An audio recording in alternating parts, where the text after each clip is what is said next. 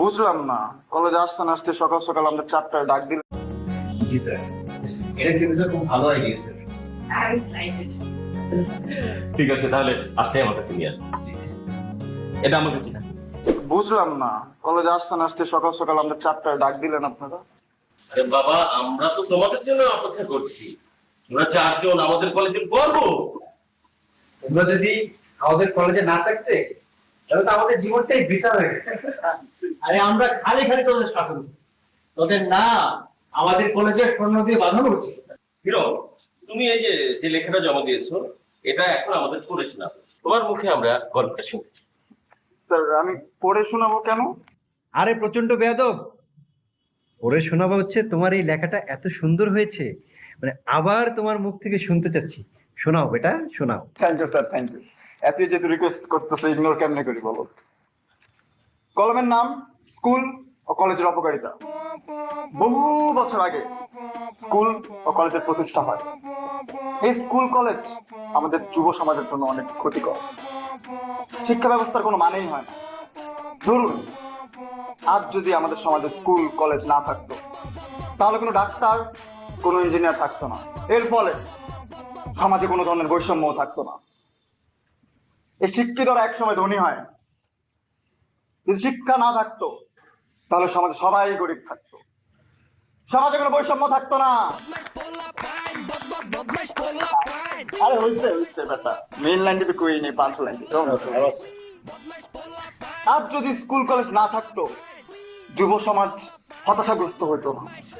কারণ পড়াশোনা মানে চাপ, আর চাপ মানে ডিপ্রেশন, আর ডিপ্রেশন মানে অকাল মৃত্যু। কার্ল মার্কস এমন একটি সমাজ দেখতে চেয়েছিলেন যে সমাজে সবাই সমান। সমাজতান্ত্রিক একটা সমাজের জন্য হলেও এই শিক্ষা ব্যবস্থাকে উঠে দেওয়া উচিত, ভাসিয়ে দেওয়া উচিত। অপূর্ব, খুবই সুন্দর, খুবই সুন্দর। শেষ হয় নাই, আরো 3টা লাইন আছে, ওগুলো মেইন। আরে বোকা ছেলে, সমাজতন্ত্র প্রতিষ্ঠা করতে চাও, একা পড়লেই হবে? সবাইকে সুযোগ দিতে হবে না? দাদা রায়হান, এবার তুমি পড়ে শোনাও। স্যার, আমারটা তো 10-12 পৃষ্ঠা হয়ে যাবে স্যার, না বলুন।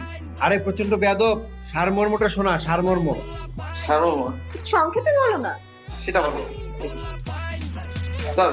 আমার গল্পের নাম হলো অসম প্রেমের গল্প। একজন সিনিয়র নারী থাকে যার প্রেমে পাগল থাকে কুচি রায়হান। সেই নারীর বয়স 25 আর রায়হানের বয়স 17। রায়হান সেই নারীকে খুব ভালোবাসে, কিন্তু রায়হানকে সেই নারীর ছোট ভাইয়ের নজর দেখে। অস্থির অস্থির অস্থির, তুই বড় হইয়া বিশাল বড় মাপের লেখা হবি, বুঝছ না? উপন্যাস লিখছে একটা। এই ধরো চুপ। ওরা বলতে দে, বল। ও আরো আছে। জি স্যার, বলতেছি। একদিন কোচি রায়হান সেই নারীকে প্রেমের নিবেদন দেয়। সেই নারী জানায় তার স্বামী আছে, তার সন্তান আছে, এসব সম্ভব না। তারপর কোচি রায়হান মদ খাওয়া শুরু করে, ফান্টো খাওয়া শুরু করে। এভাবেই স্যার কোচি রায়হান আর কোচি থাকে না, সে হয়ে যায় একজন লেখক। স্যার, এটাই ছিল আমার গল্প, এটাই আমার সারমর্মটা স্যার, এই আর কি। আমি যদি প্রডিউসার হইতাম, শিক্ষক না হইয়া, তাহলে তোর এই অসাধারণ গল্প নিয়ে না একটা পূর্ণদৈর্ঘ্য বাংলা চলচ্চিত্র বানাইতাম। আর এটা নিয়ে তো ইন্টারন্যাশনাল অ্যাওয়ার্ডও পেতে পারতো। নাম বলছে। 11 তুই বল। স্যার ওই যে 11টা স্যার, মানে সোহান সোহান। না বাবা, তুমি পড়েছিল। স্যার বাবা, জি স্যার, আমারটা হচ্ছে কবিতা স্যার। এটা সম্পূর্ণ অবদান স্যারের। স্যার আমাকে একটা মানে গদ্য কবিতা লেখার অপশন শিখাই দিয়েছিল, আমি ওখান থেকে অনুপ্রাণিত হয়ে লিখেছি। যাই হোক, আমি শুরু করছি। কবিতার নাম কোথাও আমি আর কোথাও তুমি। বয়স আমার তখন 14, আমি তখন সবেমাত্র বালক। আমি বালক, আমি সুন্দর বালক। মাঠে খেলি ক্রিকেট আর ক্লাসে খেলি কলম টোকা। স্যার চিনছেন ওই যে স্যার কলম দিয়ে কলম প্যাট খেলি না আমরা স্যার? জানি বাবু, এটা আমরা জানি। তুমি এগিয়ে করো, প্লিজ। বয়স তখন আমার 17, আমি তখন তরুণ। আব্বাই ভর্তি করাই দিল কলেজে। সে যে কলেজ নয়, একদম নরক। তারপর আমি আর খেলতে পারি না, তারপর আমি আর শান্তি পাই না। সেই কলেজে আছে কিছু দস্যু, যাদের এই সমাজ বলে শিক্ষক। জীবন হয়ে গেল অসহায়, আমি হয়ে গেলাম নিরুপায়। আমিও সেদিনের অপেক্ষায়, যেদিন এই কলেজ থেকে বের হব।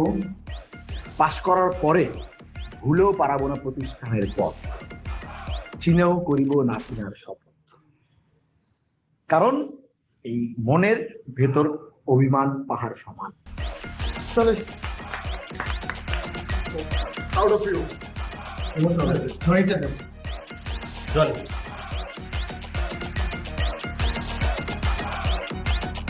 নাও তুমি তোমার গল্প। আমার সিটিটা স্যার সুইটি ম্যাডামের লাইফ। আমার প্রিয় সুইটি ম্যাডাম, আমি জীবনে বহুত খুশি আছিলাম, কারণ আমি জীবনে সায়েন্স লইব। কিন্তু যেদিন এই কলেজে ভর্তি হয়েছি সেদিন আমি বুঝে গেছি আমি নিজের লগে সবচেয়ে বড় অন্যায় করিয়া লাইছি। কারণ আমি সায়েন্সের ছাত্র নয়, হয়ে গেছি কমার্সের ছাত্র। আপনি যখন সায়েন্সের ক্লাসে বায়োলজি পড়ান, কমার্সের ক্লাসের তো আমার মন পড়ে থাকে আপনার ক্লাসে।